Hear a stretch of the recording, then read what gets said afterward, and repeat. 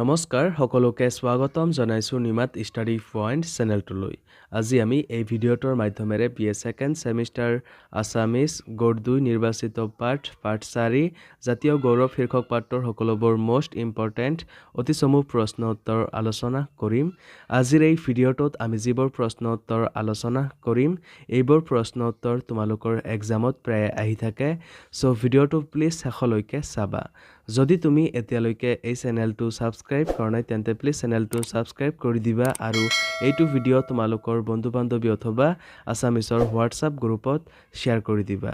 মৰমৰ ছাত্ৰ-ছাত্ৰীসকল, এইটো ভিডিঅ'ৰ ডেছক্ৰিপশ্যনত BA ছেকেণ্ড ছেমিষ্টাৰ আছামিজৰ সকলো ইউনিটৰ ভিডিঅ'ৰ প্লেলিষ্টৰ লিংক দিয়া আছে। তাত ক্লিক কৰি তোমালোকে সকলো ইউনিটৰ ভিডিঅ'বোৰ চাই ল'বা। চ' ব'লা তেন্তে বেছি পলম নকৰি আজিৰ ভিডিঅ'টো আমি আৰম্ভ কৰোঁ। অতি চমু প্ৰশ্ন উত্তৰ। 1 নম্বৰ প্ৰশ্ন, অসমীয়া ভাষা সাহিত্যৰ ইতিহাসত অগ্নিকবি বুলি কাক কোৱা হয়? উত্তৰ, অসমীয়া ভাষা সাহিত্যৰ ইতিহাসত অগ্নিকবি বুলি কমলাকান্ত ভট্টাচাৰ্যক কোৱা হয়। 2 নম্বৰ প্ৰশ্ন, অগ্নিকবি কমলাকান্ত ভট্টাচাৰ্যৰ কবিতা পুথি কেইখন কি কি? উত্তৰ, অগ্নিকবি কমলাকান্ত ভট্টাচাৰ্যৰ কবিতা পুথি কেইখন হ'ল চিন্তানল আৰু চিন্তা তৰংগ। 3 নম্বৰ প্ৰশ্ন, কমলাকান্ত ভট্টাচাৰ্য কোন যুগৰ কবি? উত্তৰ, কমলাকান্ত ভট্টাচাৰ্য প্ৰাক জোনাকী যুগৰ কবি। 4 নম্বৰ প্ৰশ্ন, কমলাকান্ত ভট্টাচাৰ্যৰ দুখন গদ্যপুথিৰ নাম লিখা। উত্তৰ, কমলাকান্ত ভট্টাচাৰ্যৰ দুখন গদ্যপুথিৰ নাম হ'ল কপন্থা আৰু অষ্টবক্ৰৰ আত্মজীৱনী। মৰমৰ ছাত্ৰ-ছাত্ৰীসকল, ভিডিঅ'টো আগবঢ়োৱাৰ আগতে এটা সুখবৰ।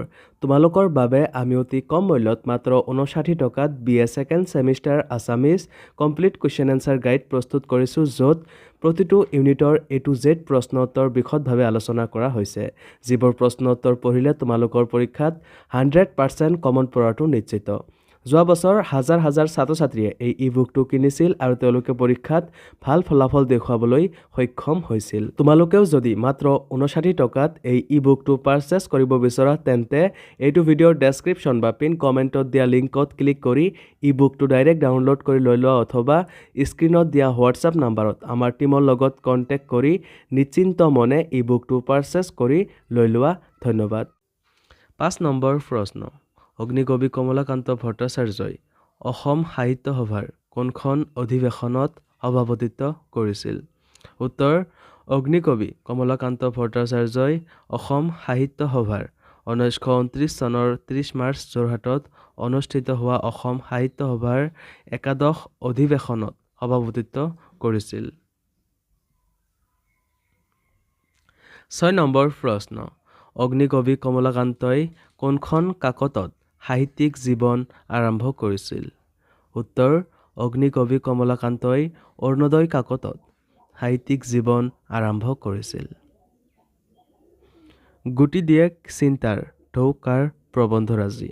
উত্তৰ, গুটি দিয়েক চিন্তাৰ ঢৌ কমলাকান্ত ভট্টাচাৰ্যৰ প্ৰবন্ধৰাজি। 8 নম্বৰ প্ৰশ্ন, কমলাকান্ত ভট্টাচাৰ্যৰ জন্ম কেতিয়া আৰু ক'ত হয়? উত্তৰ, 1855 অথবা 1856 চনত তেজপুৰত।